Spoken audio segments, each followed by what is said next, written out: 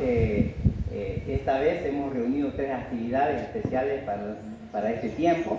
Primeramente fue nuestro aniversario, hemos celebrado los 28 años de aniversario y junto a ustedes hemos estado 26 nosotros, así que agradecemos al Señor. Eso fue una de las actividades. La segunda actividad, aunque debería ser la primera, ¿no? La actividad, yo considero siempre, hermano, que misiones es la actividad más importante de una iglesia bíblica, ¿no? Entonces, misiones, hemos animado, se ha estado motivando esto. Así que, hermano, ojalá ha quedado animado a continuar apoyando misiones.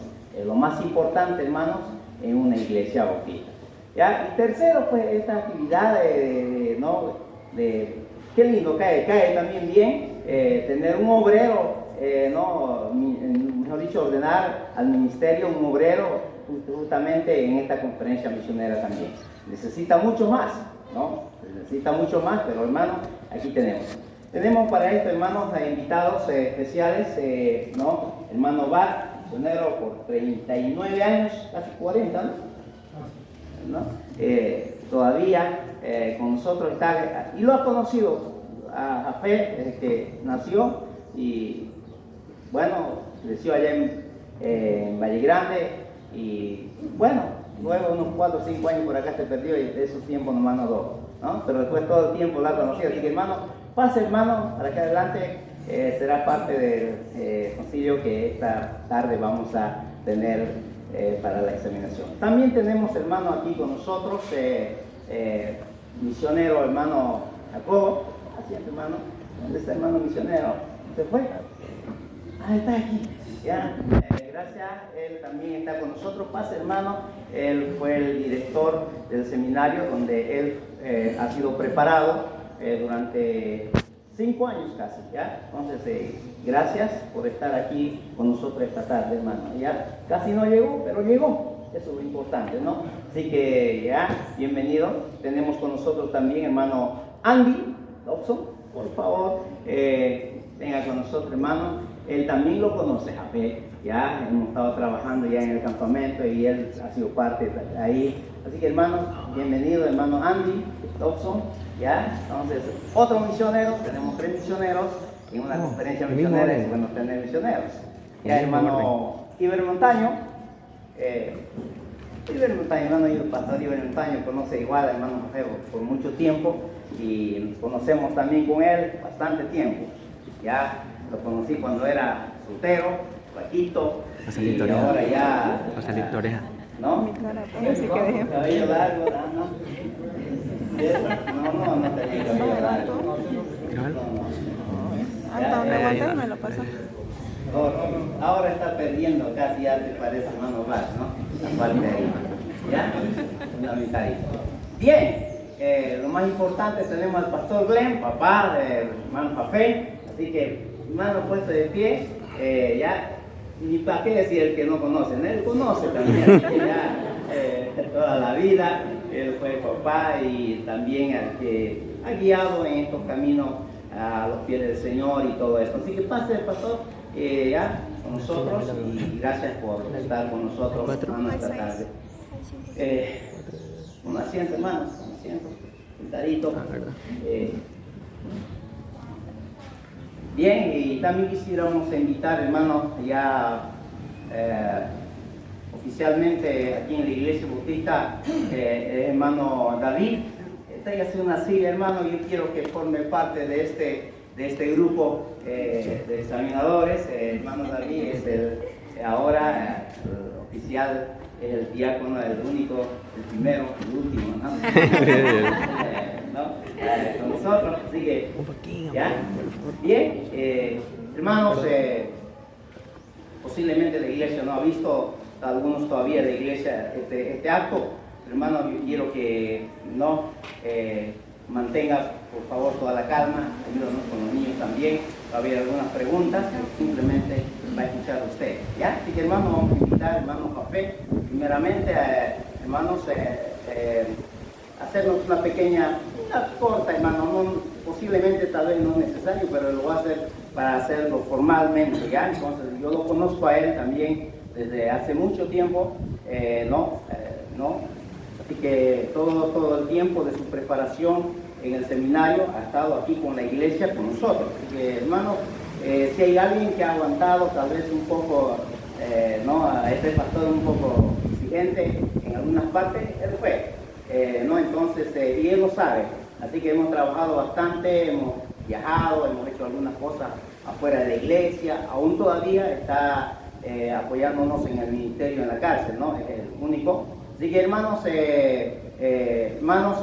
hoy vamos a escuchar, como le dije, para nada más formalizar, lo conocemos, de otra manera no hubiéramos hecho, ¿no? Pero no lo conocemos, vamos a hacerlo, hermanos, nuestra ordenación esta tarde. Hermanos José, más hermanos, explíquenos en cuanto a sus creencias, ¿no? En el Evangelio, en la palabra de Dios, y luego tendremos más o menos como 5 a 6 preguntas cada uno, de cada uno de ustedes, ¿ya? Y si quieren no hacer la pregunta, está bien también, ¿ya? Pero eso será, hermano, y con esto estaremos ya concluyendo.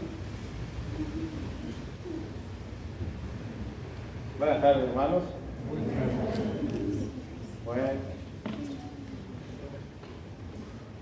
voy a tratar de hacer algo para que no me pregunten. En primer lugar, hermanos, me gustaría tratar de exponer acerca de la doctrina bíblica, una de las que creo. Me gustaría empezar con la Biblia. Creo que la Biblia es la palabra de Dios, es la autoridad máxima de cada creyente.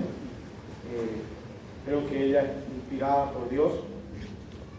Según Timoteo, el capítulo 3, versículos 15 y 17, dice que toda la escritura es inspirada por Dios, es útil para enseñar, para redarguir, para corregir, para instruir en justicia. Y bueno, basado en la Biblia, también creo que Dios, el creador de todas las cosas, creo en un Dios trino, Dios en 3 personas, Dios del Padre, Dios del Hijo, Dios del Espíritu Santo. Dentro del Dios del Padre, Él es el creador de todas las cosas. Génesis 1:1, bueno, la Biblia no trata de probar la existencia de Dios, la Biblia la declara. Dice, en el principio creó Dios los cielos y la tierra, no dedica un pasaje a poder decir, bueno, Dios así existe. Si tratamos de probar la existencia de Dios, entonces ya, o si se podría probar, mejor dicho, la existencia de Dios, no sería necesario la fe, ¿no? Y es la fe la que nos hace creer también en un Dios con todos los atributos que Él tiene, un Dios eterno, Dios poderoso, omnisciente, omnipresente, basado en Dios el Hijo también. Él es el Salvador, Él es el medio por el cual nosotros podemos tener la salvación. Juan 14:6, Él dice, yo soy el camino, la verdad y la vida, nadie viene al Padre sino por mí.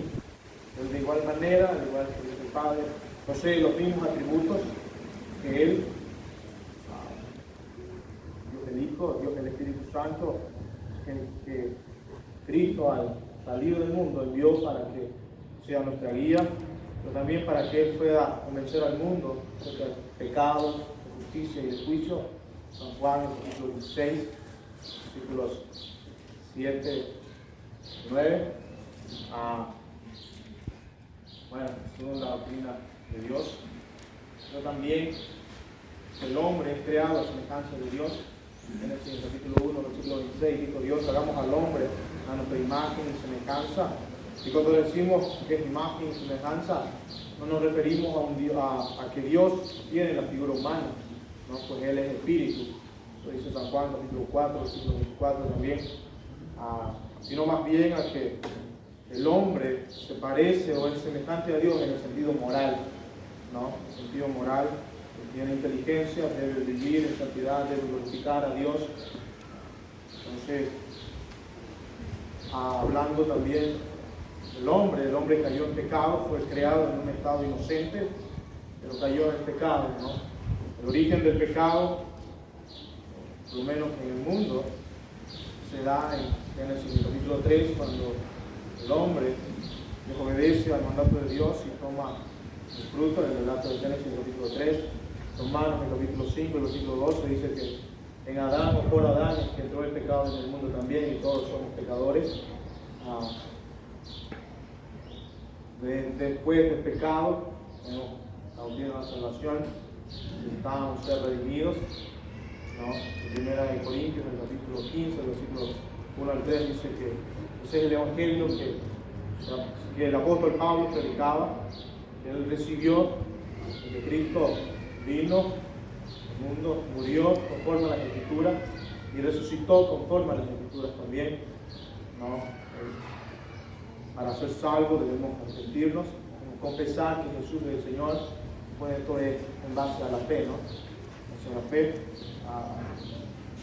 Bueno, también creo que la iglesia, la esposa de Cristo, Cristo dio su vida por la iglesia, ¿no? Para presentársela a sí mismo santa, sin mancha, sin contaminación, sin ninguna cosa semejante. Efesios capítulo 5, versículo 25. Bueno, la iglesia fue anunciada por Cristo en Mateo capítulo 16. Ya históricamente vemos el empiezo de la iglesia en Hechos capítulo 2, en la venida del Espíritu Santo sobre los primeros hermanos. Dentro de la iglesia, bueno, también creemos que la iglesia tiene unas dos ordenanzas en particular, el bautismo y la cena del Señor, ordenadas por el Señor Jesucristo, que es cabeza de la iglesia, ¿no? Y que reconoce los oficiales, el pastor y el diácono, ¿no? También creo en los ángeles. Los ángeles fueron y están para adoración a Dios en el cielo, pero también para el servicio de los hombres en la tierra. La palabra ángel significa mensajero. Y dentro de la doctrina de los ángeles también tenemos los ángeles caídos, los ángeles santos. Los ángeles caídos pues cayeron liderados por Satanás, ¿no? La tercera parte de los ángeles dice, bueno, ángeles dentro de eventos del futuro quizás. Creo que la iglesia, cuando venga Cristo en el aire, será adaptada al arrebatamiento, iremos con él y empezará el periodo de la gran tribulación, donde en el cielo también estaremos celebrando el tribunal de Cristo y las bodas del Cordero al final, terminando los 7 años de la gran tribulación. Cristo vendrá con su iglesia a establecer el periodo del reino milenial, un reino de justicia, dice, de paz, ¿no? Que destruirá y el diablo será encarcelado por esos 1000 años. Al terminar los 1000 años, pues será soltado por un poco de tiempo para engañar una vez más a las naciones y contará un ejército, no se puede contar, y tendrán la última batalla, donde serán destruidos con fuego del cielo y el diablo será arrojado al infierno, donde ya está la bestia del falso profeta. ¿No? Creo que, no sé si ha sido muy rápido, pero bueno, tal vez para terminar también, después de que Satanás ha sido lanzado al fuego, habrá un cielo nuevo y una tierra nueva, en la santa ciudad, donde estaremos todos alabando y glorificando al Creador. Bien. Gracias por esta exposición acerca de su fe y su creencia en cuanto al Evangelio. Hoy entonces vamos a empezar, hermanos, a algunas preguntas que los pastores misioneros harán, ¿no? Y también una respuesta. Empezamos con el hermano Pablo. Bueno, yo creo que está muy bien porque dijo hermano Ate, redujo 4 años de estudio en unos 7 minutos. Está bien eso, me gusta la brevedad, ¿no? Y yo creo que hay mucho que podemos preguntar, pero por decir esas cosas, está claro lo que yo digo para mí, pero yo tengo una pregunta práctica, ¿no? Entonces, si el Señor le ha llamado al ministerio, y lo hizo, ¿está seguro que Dios le dio a ese ministerio de ser pastor? Obviamente va acompañado con su familia. Y mi pregunta es lo siguiente: ¿qué puede desviarse, hay algo que puede desviarse de cumplir con ese llamado que Dios le ha dado. Hay algo que puede hacerle decir, ya no lo hago más. ¿Entiende, no? Es por 10 años, por 4 años, por toda la vida. ¿No? Entonces, bueno, creo yo que ya he tenido que responder esa pregunta una vez en la vida práctica. Y debo decir que a esta altura ya no sé. No quisiera asegurar, pero espero en el Señor y a través del trabajo que Él pueda seguir haciendo en nosotros, que no haya ninguna razón, no pienso en una para poder dejar el ministerio o el llamado que el Señor ha hecho a mi vida. No sé si esta era la pregunta también, ¿no? disculpe que le hago estas preguntas porque hay mala conexión. ¿Qué?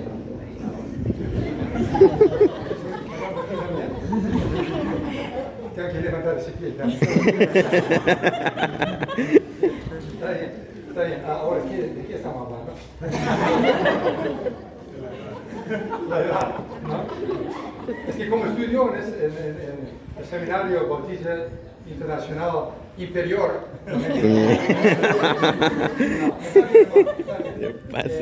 pienso que la mayor parte, y estoy hablando como misionero, ¿no? Pero es la misma cosa, ¿no?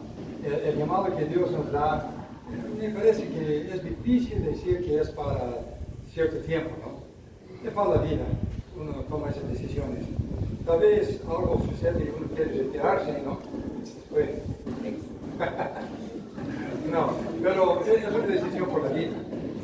Y yo creo que no hay cosa que nos desvía, aparte de la discapacitación, o tal vez algún pecado, ¿no? Alguna situación, porque el estándar de un pastor es alta, ¿no? Y nuestra familia también. Entonces tenemos que tener mucho cuidado en eso. Una cosa que quisiera decir, la sana doctrina no es doctrina solamente bíblica, es bíblica sí, pero es aplicada y practicada en la vida. Bien, gracias por la pregunta y por la respuesta también, ¿no? Sí.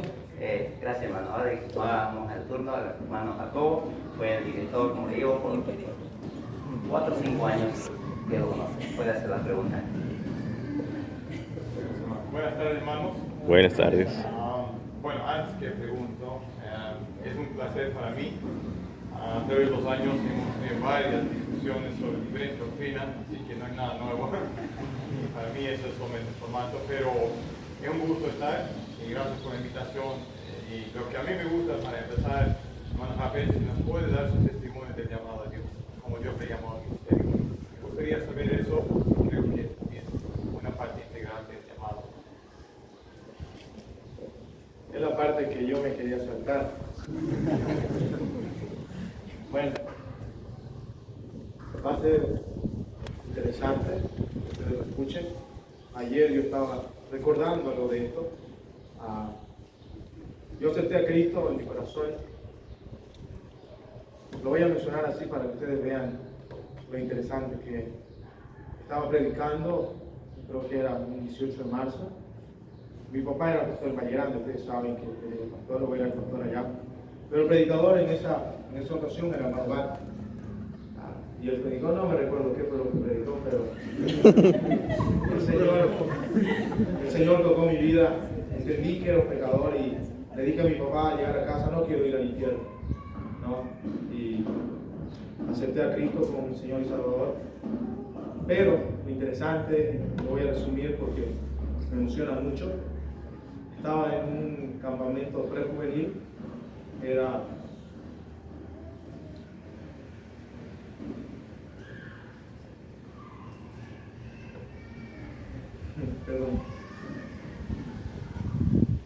era la noche de fogata y el predicador era el Manuel. Y el Señor tocó mi corazón para, no era campista, tenía 8 años, yo creo, no me dejaban ser campista. Y recuerdo que Él tocó mi corazón a servirle, a entregarle mi vida. Y quizás en ese momento no entendía muchas cosas, pero yo dije, papá, el Señor está llamando mi vida. Y el hermano va, hizo la invitación y mi papá no me quería soltar. Y, bueno, yo hice que me suelte y dediqué mi vida al Señor.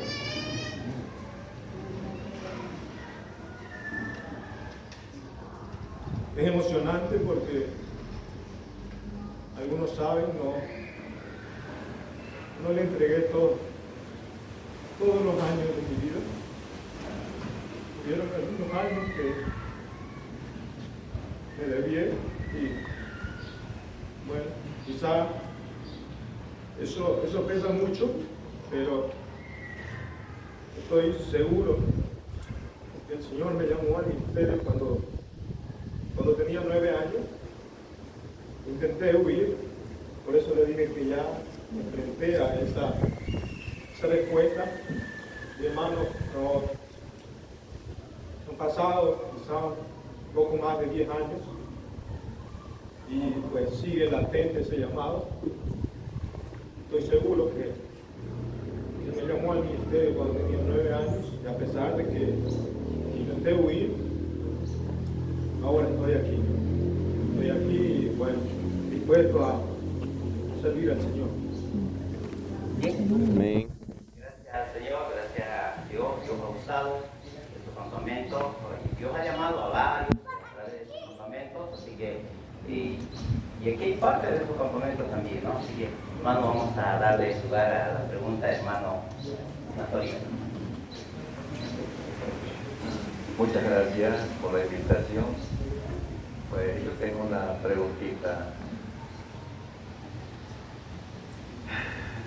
Hay muchas posiciones sobre la iglesia y ¿cuándo cree usted que comenzó la iglesia? Bueno, creo que ya lo mencioné.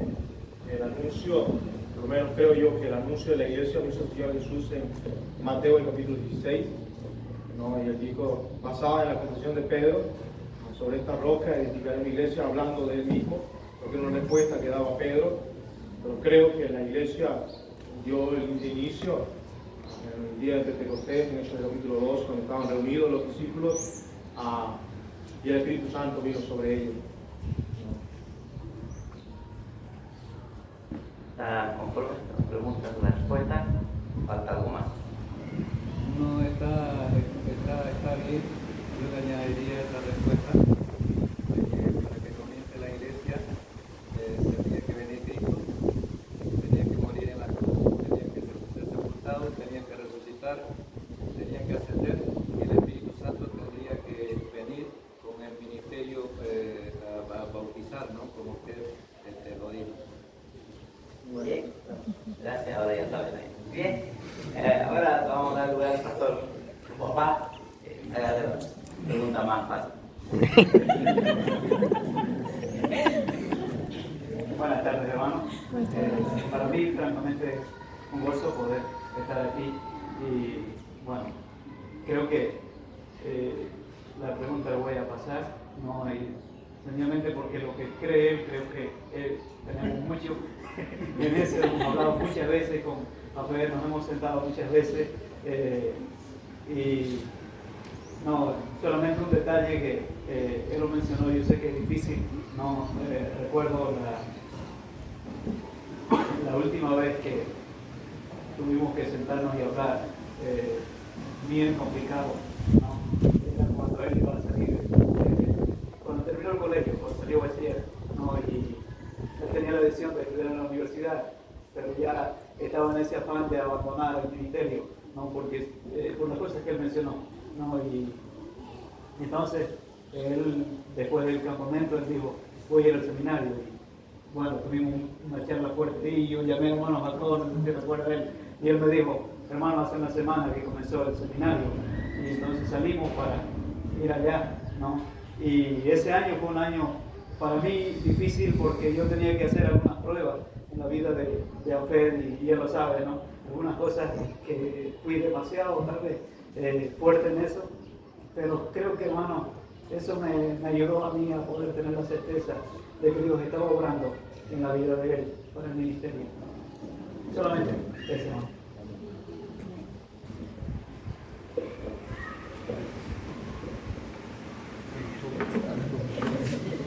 Buenas tardes. Bueno, es una gran bendición ver hermanos Jafet tomando este paso. Bueno, estás en serio. Solamente estás haciéndolo como testimonio delante de los hermanos. Con tus doctrinas, sé que ya saben dónde está tu cabeza.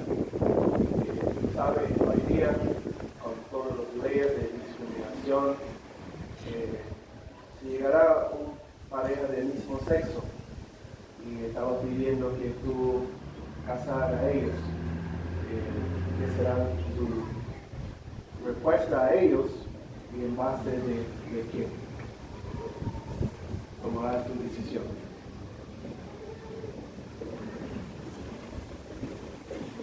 Bueno, en primer lugar, pues te voy a responder. Creo yo que la Biblia es clara cuando dice que Dios es santo. Voy a ir a la historia primero.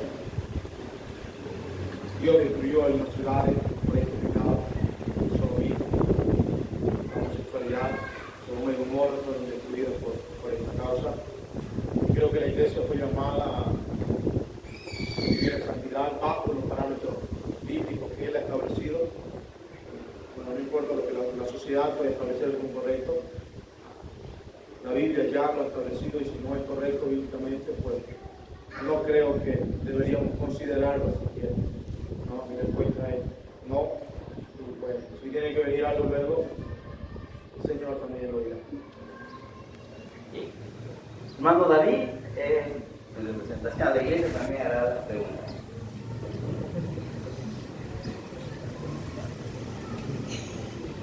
Hermano, buenas tardes. Buenas tardes. Bueno, primeramente para mí el hermano Jafet es una alegría, ¿no?, tenerlo, ya un joven muy dinámico y esperamos explotarlo, hermano, ya está trabajando, está colaborando. Él ha sido como un asistente del pastor y creo que más o menos sabe cómo, tiene una idea de la carga que lleva un pastor. Pero me gustaría, hermano Jafet, que pudiera describirnos, tal vez, ya, de una manera tal vez breve, pero bien clara, qué implica, hermano, ser un pastor.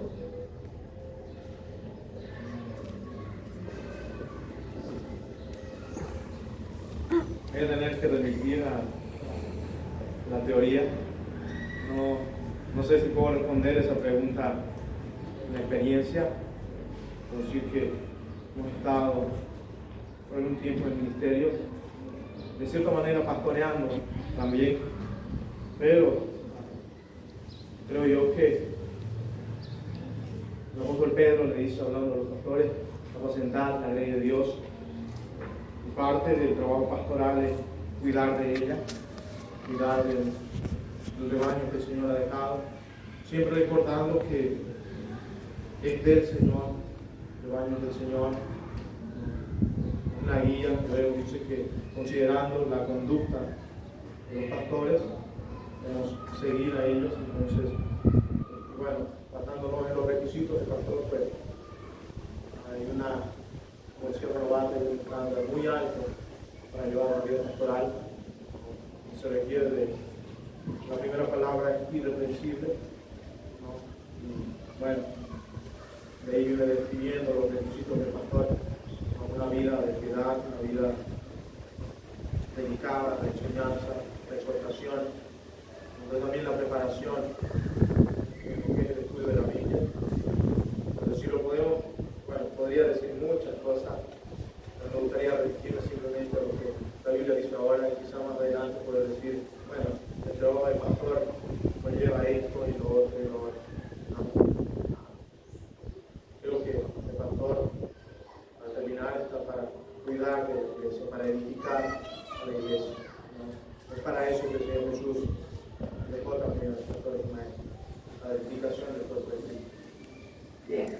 gracias por escuchar esta pregunta. La primera ronda, ¿no?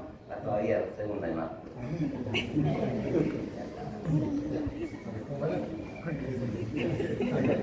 Ya estamos bien, ya. Hermano Javier, se lo dijo, pero quisiera que lo repite, quiero escuchar. ¿Cuál es su postura sobre la palabra de Dios? La Biblia, la doctrina de la palabra de Dios. ¿Hasta dónde es la palabra de Dios? ¿Es todo la palabra de Dios? ¿O cómo es? ¿Se aplica todo hoy en día? Como ya lo había mencionado, creo que la Biblia es la palabra de Dios, es la base, la autoridad del creyente, pero yo no sé si la pregunta la entendí bien. Todo lo que la Biblia contiene es inspirado por Dios. Entonces nos vamos a sucesos históricos, prodigios, milagros, que es tal cual la Biblia lo escribe, porque es la palabra de Dios. Inspirada por Dios, es evidente que han habido hombres para escribir la palabra de Dios. En ninguno de los pasajes o ninguno de los hombres se atribuye autoría a los escritos. Entonces, todo es de Dios, ¿no? El apóstol Pablo, toda la escritura inspirada por Dios, Deuteronomio, capítulo 6, es la palabra de Dios, y esa la debemos guardar, la debemos repetir, la debemos colgar, porque es palabra de Dios. Esa es la pregunta. Eso es. No hay duda de eso. Bueno, no creo que haya duda. Hasta ahora no me ha llegado ninguna duda. Y si llegará una duda en algún momento, pues otra vez tendremos que volver a lo que la Biblia dice. Y es la palabra de Dios. Mi duda no interesa.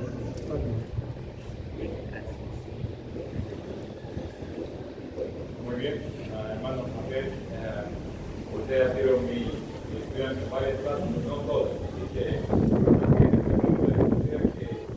nos menciona las ordenanzas de la iglesia es una descripción más o menos detallada de cada uno. Bueno, Primero, Fernando, a ti y por la iglesia tiene dos ordenanzas.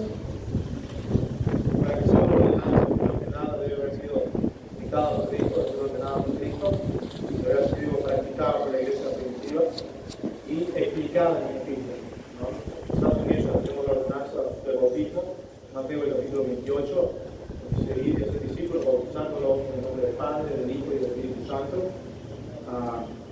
Bueno, en Romanos en el capítulo 6 explica que es el bautismo también, el 4. Dentro de la segunda ordenanza, la última cena, o celebramos la Pascua, el Señor Jesús se reunió con sus discípulos, les dijo, hablando de pan, tomad, comed, esto es mi cuerpo, hablando de la copa también, tomad, beber, que esto es mi sangre, ¿no? Y el 1 Corintios, en el capítulo 11, el apóstol Pablo también explica la ordenanza de la del Señor.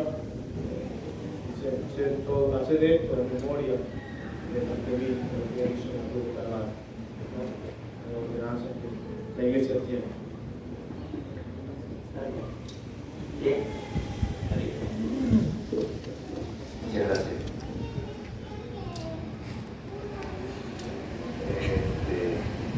Dentro de la doctrina de las últimas cosas, teología, pero dentro de la doctrina de las últimas cosas, por eso es poder. Usted es retribulacionista, postmilenialista, amilenialista. ¿Cuál es los tres? Bueno, yo creo que la iglesia ha de ser arrebatada antes del comienzo de la tribulación. Nos vamos entonces a pretribulacionista. Pretribulación. Entonces, ahí es mi pregunta. ¿Por qué pretribulación? Bueno, dice el apóstol Pablo que todos seremos arrebatados en una visita de ojos. Creo que el suceso de todas las cosas, bueno, la iglesia, en el periodo de la gran tribulación, las cosas van a cambiar dentro de lo que es incluso la salvación. La iglesia o la obra del Espíritu Santo no será la misma que es la que es ahora con la iglesia, ¿no? Entonces, creo que eso. Yo no puedo decir, está bien la respuesta. Está bien yo estoy de acuerdo Yo estoy de acuerdo con la respuesta, pero solamente una añadidura, pero estoy de acuerdo 100% con lo que usted ha dicho. Uno es pretribulacionista, yo soy pretribulacionista en este caso, porque dentro de lo que se llama las profecías bíblicas, la única posición que se sustenta en toda la Biblia, pero con mayor fuerza en Daniel, los evangelios y el Apocalipsis y parte de las epístolas de Pablo, es el pretribulacionismo, que encaja parte por parte como tiene que ser en cada evento que viene. En cambio, las otras posiciones hasta cierto punto tienen razón, pero no sustentan o lo alegorizan. Gracias por la aclaración. Ya, entonces, como ya Pastor Iber no le va a hacer ninguna pregunta, ya lo sabe, así que le paso al Pastor. No, Pastor Glenn.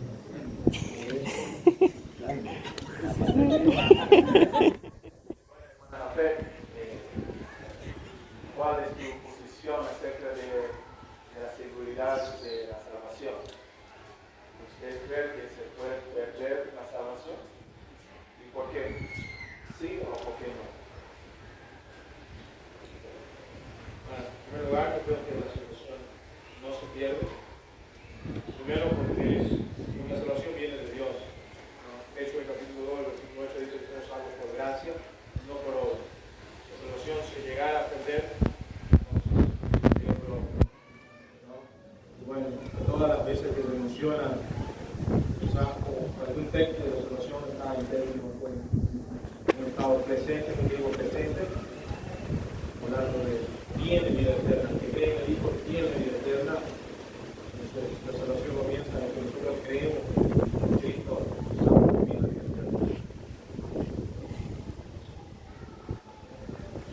Bien, vamos, David.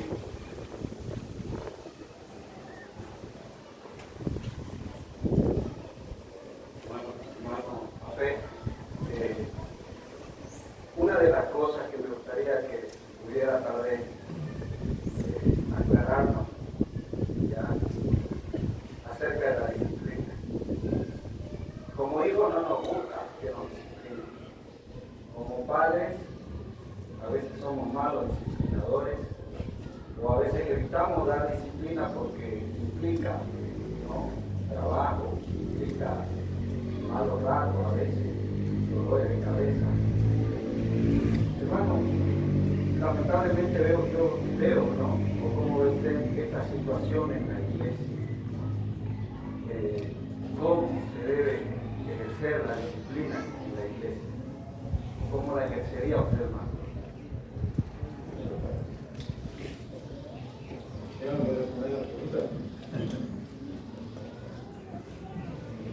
Bueno, creo que Jesús hace la segunda mención en Mateo capítulo 18, hablando de la disciplina, y dice, ve, que he sido ofendido. En primer lugar, creo que quisiera dejar claro que la disciplina no es buscar hacer daño a una persona, ¿no? Es un periodo de restauración que uno debe hacer con la persona, ¿no?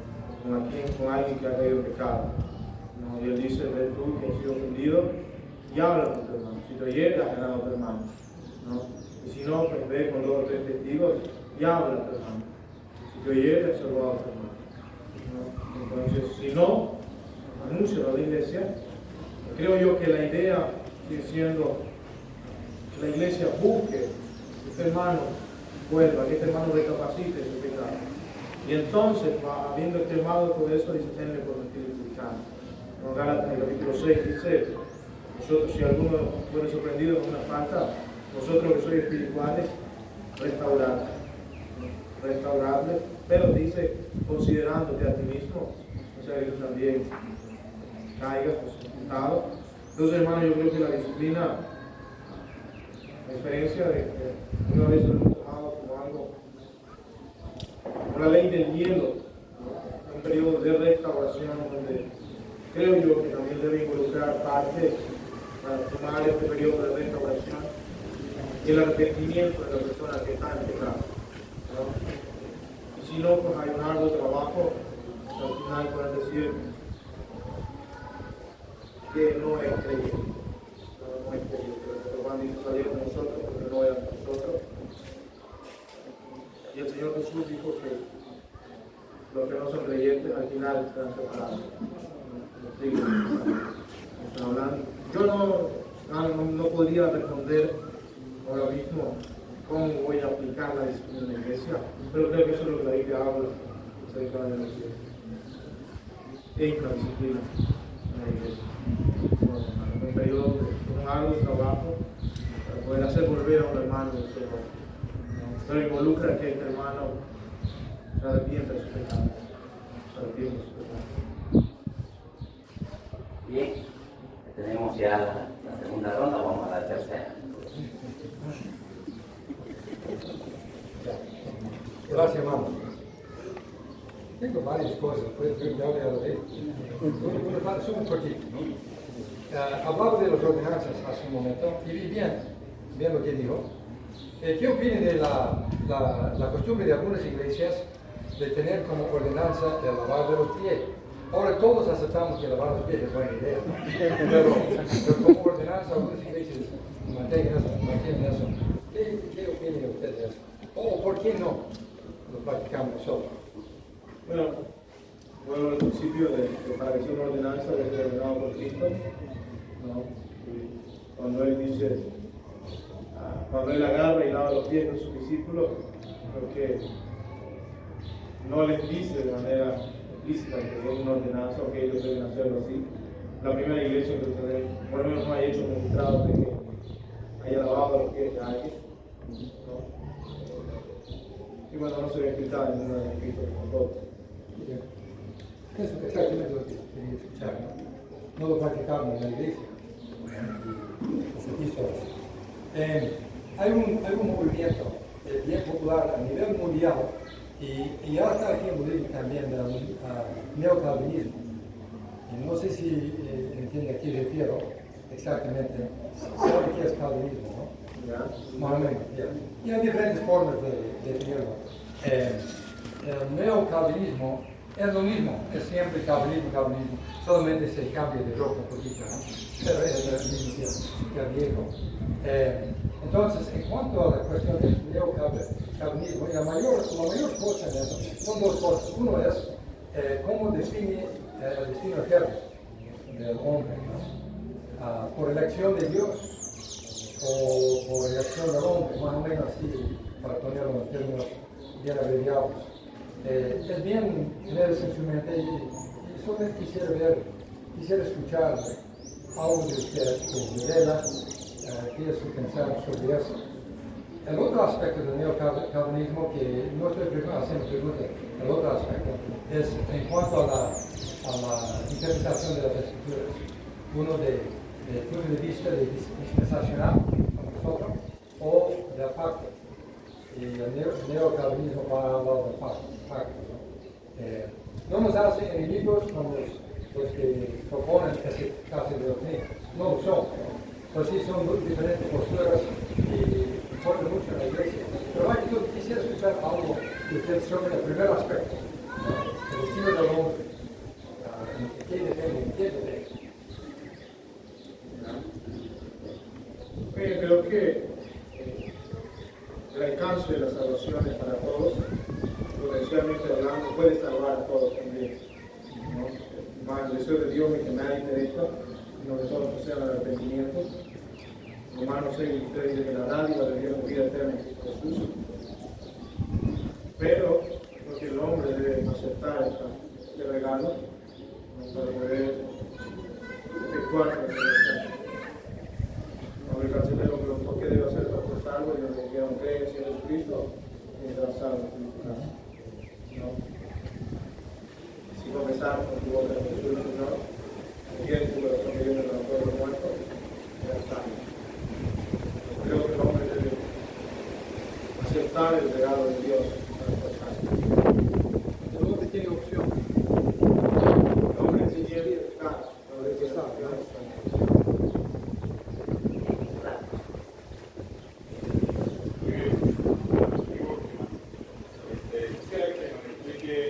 La mayordomía bíblica, como mente de mayordomía, como se practica en la iglesia.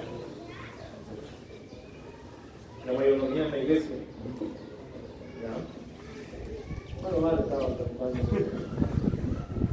Pero creo que la iglesia, hablando de mayordomía, cada miembro tiene deberes en la iglesia, por los diezmos, ofrendas. ¿No?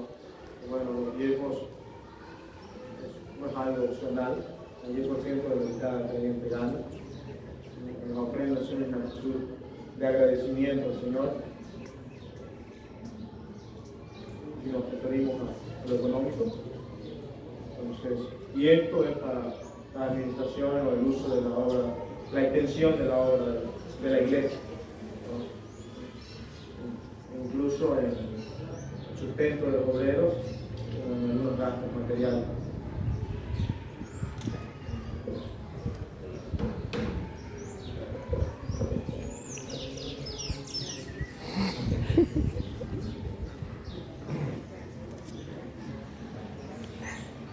A ver,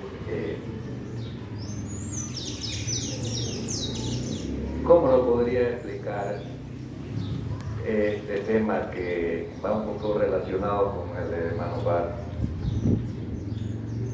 Sobre la... Si lo quiere responder, lo hace, si no, no. Sobre la predestinación y la elección.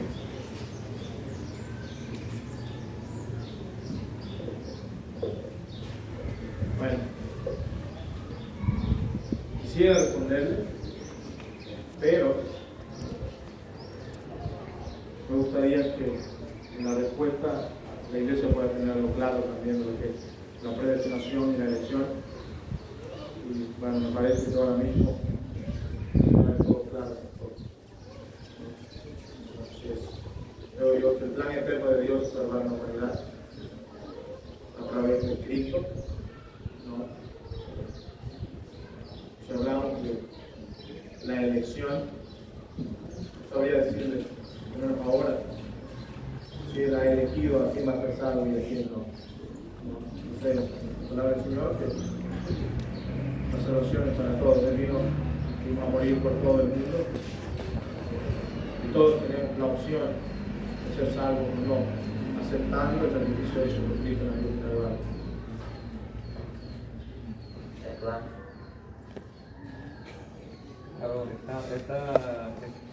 Está bien. Quizás el punto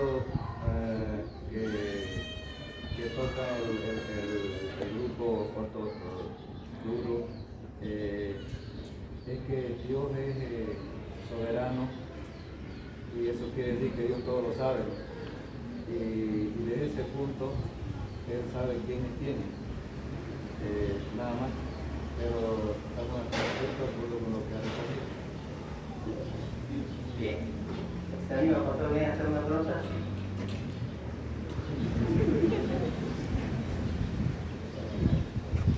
Bueno, hermana Jafé, como usted sabe, no hay día, algunos colegios exigen un certificado de bautismo para los niños. ¿Qué significa el bautismo para usted? ¿Y por qué tú no darías un certificado de bautismo a un niño?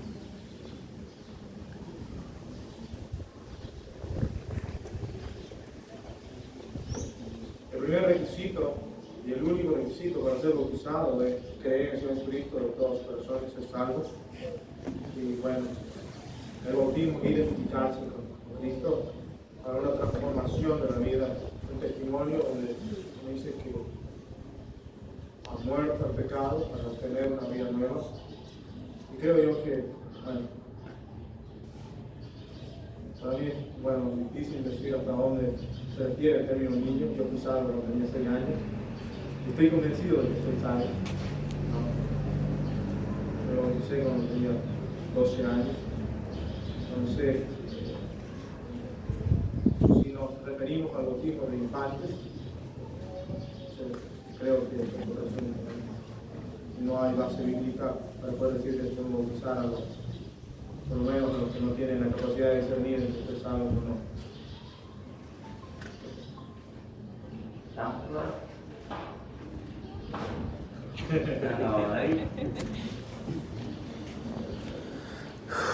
Él hace las preguntas más difíciles.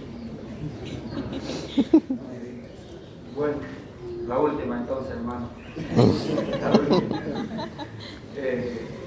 Hermano Jafet, me gustaría, hoy en día hay bastante controversia acerca del ministerio de las mujeres, ¿no?, en la iglesia.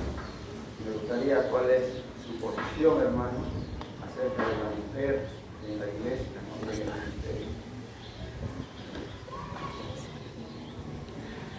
Bueno, yo no voy a dar mi posición, hermano. Creo, y lo he mencionado antes, la Biblia es la máxima autoridad del creyente. El apóstol Pablo dice: no permito a la mujer enseñar, ¿no?, y dar las razones porque ella en su regeneración, porque han transformado primero. Si lo podemos poner en palabras abreviadas por el tema de roles, la mujer no debe tener ese protagonismo. Dios encargó al hombre desde el principio, el sacerdote en su familia, el que iba a llevar el liderazgo entre la comunión, incluso con su familia. Dentro de la iglesia, pues él explicando, dice: no permito que una mujer enseñe en la iglesia, ¿no? Entonces, mi posición es lo que la Biblia me enseña. Bien, vamos a entrar a la última ronda. Hay una todavía, así que los 4. Bien. Creo que no tengo más cosas. Pero quiero decir algo. En cuanto a esta pregunta de Manuel Iber, que hice yo también, hay bastante confusión sobre eso, ¿no?, que Dios predestina a algunos a ser salvos y otros al destino del infierno. Y la posición de que el hombre elige. Y pienso, después de verlo mucho y después de verdad escuchar estudios, leer estudios sobre esa, de personas que son fuertes en el calvinismo, llego a una conclusión que yo creo que es sensible, pero creo que es bíblica también, que sí, el hombre puede elegir a recibir a Cristo por fe o rechazarlo. Y a los que eligen a Cristo, Dios en su soberanía predestina a ser salvos. No sé si es casi decir la misma cosa, no, pero sí hay elección. Hay elección. Y a la vez Dios sabe quiénes van a recibir a Cristo. Eso no. Ya se le acabaron las preguntas. ¿Está bien?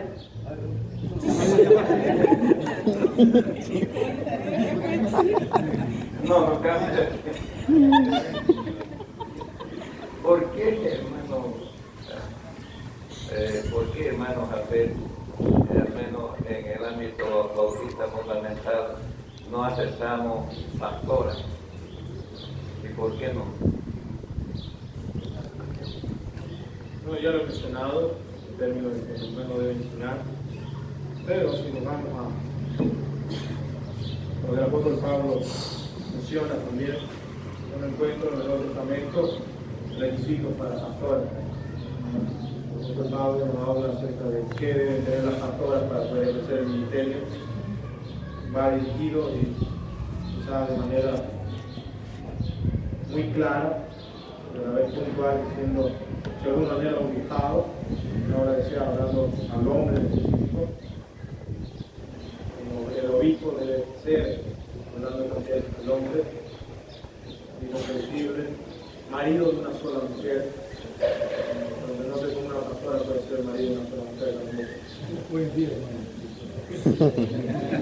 Él preguntó dentro del ámbito bautista fundamental. Pero bueno, en el momento que llega a pasar algo así, ya no sería ni fundamental ni bautista. Bien, claro. Hermano, ¿o tienen una pregunta ahora? Solamente para... Ahí está, ahora, escuchen bien. No, gracias, hermano. No, solamente por el asunto, por lo que ha pasado, ¿no? El asunto pastoral.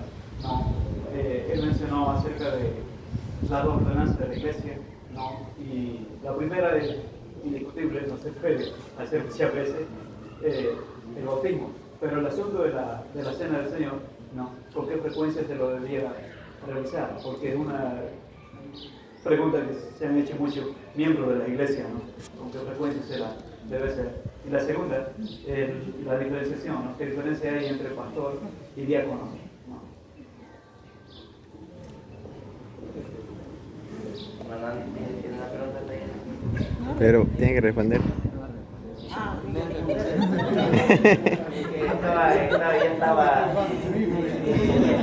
Pensé que estaba explicando, no hay.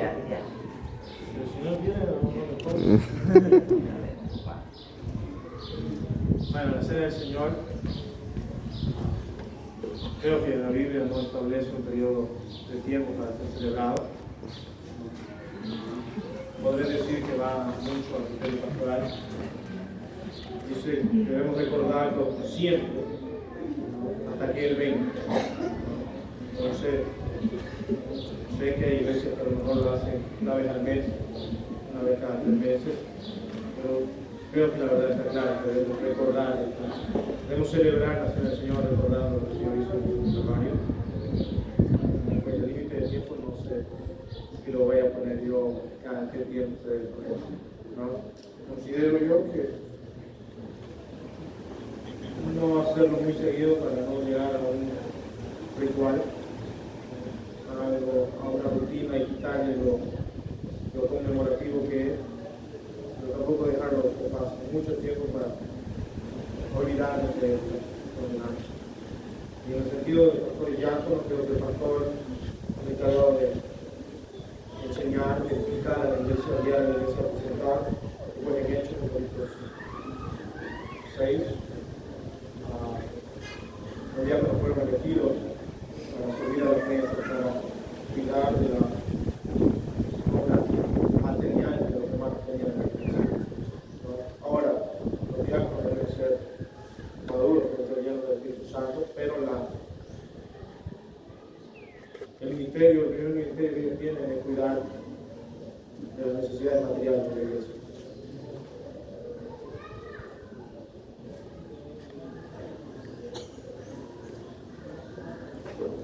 Bueno, hermano, mi última pregunta es, bueno, en hoy día cuando hay muchas impretas que están haciendo un negocio de imprimir diferentes versiones de Biblias, para usted, ¿cuál es la Biblia más segura por el mundo hispano? ¿Cuál versión?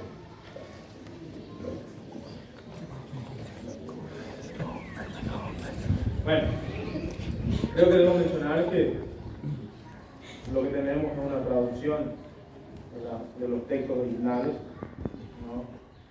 Y creo que la Biblia que usamos, por lo menos hasta ahora, no he tenido honestamente la oportunidad de estudiar a profundidad, primero que nada, hubo otra traducción, pero por encima de todos los textos originales para poder decir que esta Biblia es la mejor, la más correcta, para decir, bueno, esta Biblia tiene estos errores basados en lo que dicen los textos originales, pero creo que hasta ahora la más sana, la más correcta, por la que usamos esta Biblia, la Reina Valera 1960.